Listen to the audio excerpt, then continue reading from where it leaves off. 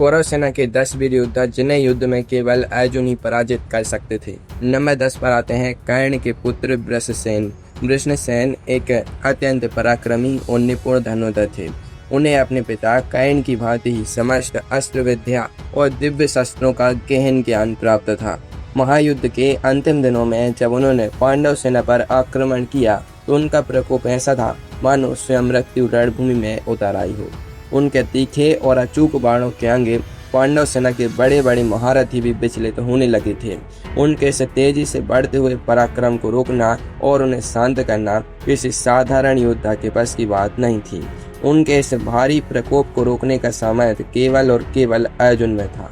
उन्होंने एक अत्यंत भीषण और मर्म स्पर्शी युद्ध के बाद वृषसेन को पराजित किया। वृषसेन की वीरता इस बात का प्रमाण थी कि वे किसी महान योद्धा की संतान थे और उनके इस अहंकार व पराक्रम को केवल गांडीवधारी अर्जुन ही विराम दे सकते थे। नंबर 9 पर आते हैं सोमदत्त के पुत्र भूरिश्रवा। भूरिश्रवा कौरव सेना के एक अत्यंत तेजस्वी और प्रतिष्ठित महारथी थे। उनका युद्ध कौशल और शस्त्रों पर नियंत्रण पूरी तरह से अनुकरणीय था। युद्ध के एक अत्यंत महत्वपूर्ण पड़ाव पर जब उन्होंने सात्यकी को पराजित कर लगभग उनके प्राण संकट में डाल दिया था, तब धर्म की रक्षा के लिए अर्जुन को आगे आना पड़ा था। भूरिश्रवा का साहस और उनके युद्ध नीति इतनी अचूक थी कि उनके सामने टिकना किसी के लिए भी आसान नहीं था। जब सात्यकी के प्राण खतरे में थे, तब अर्जुन ने अपने दिव्य बाण के सटीक प्रहार से उस संकट को टाला और भूरिश्रवा को पराजित किया। यह प्रसंग हमें यह सिखाता है कि जब जब धर्म संकट में होता है, तब तब अर्जुन का गांडीव किस प्रकार न्याय और रक्षा का प्रतीक बनकर गरजता है। नंबर 8 पर आते हैं मद्र राज्य के राजा और कर्ण के सारथी शल्य। राजा शल्य अपने समय के सबसे गंभीर, ज्ञानी और पराक्रमी योद्धाओं में गिने जाते थे। उनकी रथ संचालन की कला और उनका युद्ध कौशल इतना अद्भुत था कि बड़े बड़े सम्राट भी उनके सम्मान में नतमस्तक होते थे। मद्र राज शल्य की युद्ध नीति और उनका स्थिर चित्त उन्हें एक दुर्जय योद्धा बनाता था। हालांकि युद्ध के अंतिम चरणों में उनका वध धर्मराज युधिष्ठिर ने किया था, किंतु उनके उस अतुलनीय रथ संचालन और युद्ध कौशल का सामना करने की क्षमता केवल और केवल अर्जुन के स्तर की मानी जाती थी। जब जब शल्य ने रणभूमि में अपने पराक्रम का प्रदर्शन किया, तब तब ऐसा प्रतीत हुआ कि इस योद्धा की गति और नीति को केवल अर्जुन ही पूरी तरह से पहचान सकते हैं। नंबर 7 पर आते हैं हस्तिनापुर के कुल आचार्य और चिरंजीवी कृपाचार्य। कृपाचार्य एक अत्यंत निष्ठावान, ज्ञानी और निर्दोष योद्धा थे, जिन्हें वेदों, शास्त्रों और युद्ध की प्रत्येक विद्या का संपूर्ण ज्ञान प्राप्त था। वे अमर यानी चिरंजीवी हैं और इस महायुद्ध के बाद भी जीवित रहे थे। वे कौरव और पांडव दोनों के ही कुल गुरु जैसे थे, लेकिन धर्म के नियमों के कारण वे कौरव पक्ष से युद्ध कर रहे थे।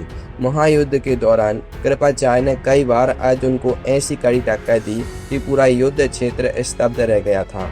उनका अनुभव और उनकी अचूक धनुर्विद्या साधारण योद्धाओं की पहुंच से बहुत दूर थी। उनके उस विशाल ज्ञान और अस्त्र कौशल को चुनौती देना और युद्ध में उनके प्रहारों को रोकना केवल अर्जुन जैसे महाबली के ही सामर्थ्य में था। कृपाचार्य का यह चरित्र हमें संयम, कर्तव्य और धर्म के प्रति निष्ठा का एक अनूठा पाठ पढ़ाता है। नंबर 6 पर आते हैं सिंधु देश का राजा जयद्रथ। जयद्रथ का नाम सुनते ही कुरुक्षेत्र की भूमि का वह दुखद प्रसंग याद आ जाता है, जब उसने चक्रव्यूह में अभिमन्यु के वध में मुख्य और कुटिल भूमिका निभाई थी। उस महान अन्याय के बाद अर्जुन ने क्रुद्ध होकर एक कठोर प्रतिज्ञा ली थी कि अगले दिन सूर्यास्त से पहले या तो वह जयद्रथ का वध करेंगे या फिर खुद अग्नि में समाहित हो जाएंगे। कौरव सेना ने जयद्रथ को बचाने के लिए अपनी संपूर्ण शक्ति और व्यूह रचना झोंक दी थी, लेकिन अर्जुन ने अपनी दिव्य धनुर्विद्या और संकल्प की शक्ति से पूरी सेना को जीते हुए ठीक सूर्यास्त के समय जयद्रथ का वध किया। यह कथा हमें यह सिखाती है कि जब एक सच्चे योद्धा का संकल्प और धर्म का मार्ग जुड़ जाता है, तो संसार की कोई भी शक्ति उसे अपनी प्रतिज्ञा पूरी करने से नहीं रोक सकती। नंबर 5 पर आते हैं प्रयाग ज्योतिषपुर के सम्राट भगदत्त। भगदत्त एक ऐसे शक्तिशाली राजा थे जिनके पास प्रतापी वैष्णवास्त्र और उनका अत्यंत भयंकर हाथी सुप्रतीक था। जब भगदत्त रणभूमि में उतरे, उन्होंने ऐसा हाहाकार मचाया कि पांडव सेना के बड़े बड़े वीर भी उनके सामने थर थर कांपने लगे। उनके हाथी का वेग और उनके अस्त्रों की चमक इतनी तेज थी कि ऐसा लगा मानो संपूर्ण सेना का नाश हो जाएगा। उस भीषण संकट की घड़ी में जब सभी दिशाओं में निराशा छा गई थी, तब केवल अर्जुन ने आगे बढ़कर भगदत्त के उस वैष्णवास्त्र के प्रहार को निष्फल किया और उन्हें पराजित किया।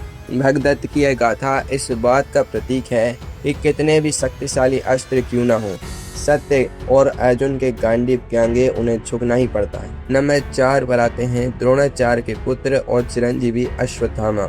अश्वत्थामा साक्षात महारुद्र के अवतार और असीम शक्तियों के स्वामी हैं।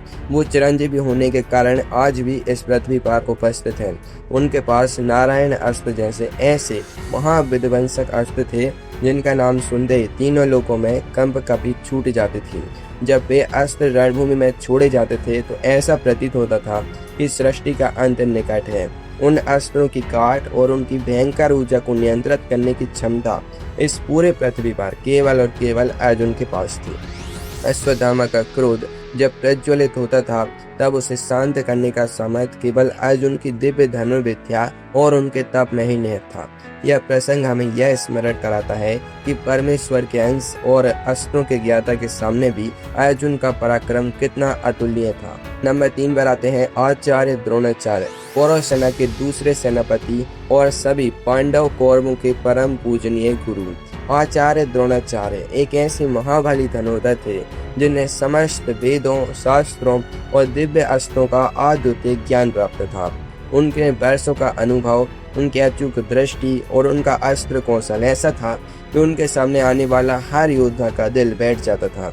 गुरु और शिष्य का यह महासंग्राम अत्यंत मर्मस्पर्शी था।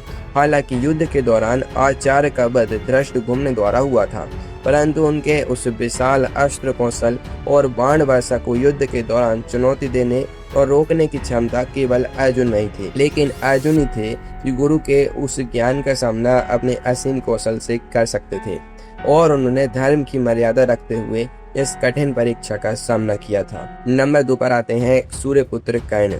कर्ण और अर्जुन का यह महायुद्ध इतिहास का सबसे बड़ा, सबसे महान और सबसे अधिक रोमांचक अध्याय माना जाता है। कर्ण के पास ऐसा अद्भुत पराक्रम, दानशीलता और दिव्य अस्त्र थे कि स्वयं देवराज इंद्र भी उनके सामने संकित रहते थे। दोनों महारथियों के बीच का यह संघर्ष केवल 2 व्यक्तियों के बीच की लड़ाई नहीं थी, बल्कि यह श्रेष्ठता और धर्म के 2 सबसे बड़े स्तंभों का मिलन था। जब कर्ण अपने चक्र और धनुष के साथ रणभूमि में उतरते थे तब आकाश उनके बाणों से ढक जाता था। इस भीषण महायुद्ध के अंत में केवल अर्जुन ही थे जो कर्ण के उस महापराक्रम को शांत कर सकें और धर्म युद्ध को उसके निर्धारित निष्कर्ष तक पहुंचा सकें। यह कथा त्याग, वचन और संघर्ष की एक ऐसी गाथा है जो युगों युगों तक याद रखी जाएगी। नंबर 1 पर आते हैं गंगा पुत्र भीष्म पितामह, कौरव सेना के पहले महामहिम सेनापति और इच्छा मृत्यु के महान वरदानी। पितामह भीष्म का पराक्रम इतना अलौकिक था कि उनके सामने देवता भी सहंकित और नतमस्तक रहते थे। उन्हें तीनों लोकों में कोई भी साधारण रूप से पराजित नहीं कर सकता था, क्योंकि उन्हें अपनी इच्छा के बिना मृत्यु का वरदान प्राप्त था। जब पांडवों के सामने यह संकट आया कि इस अभेद्य योद्धा को कैसे रोका जाए, तब केवल अर्जुन ही इस रहस्य को समझ सके। शिखंडी को अपने आगे रखकर अर्जुन ने ही पितामह भीष्म को बाणों की सैया पर सुलाया था। वह दृश्य आज भी इतिहास के पन्नों पर सबसे अधिक भावुक और पवित्र गाथा के रूप में अमर है। पितामह भीष्म जैसी महान विभूति को शांत करने का सामर्थ्य और अधिकार केवल और केवल अर्जुन के ही पास था, जिन्होंने अपने दिव्य बाणों से इस महान अध्याय को पूरा किया।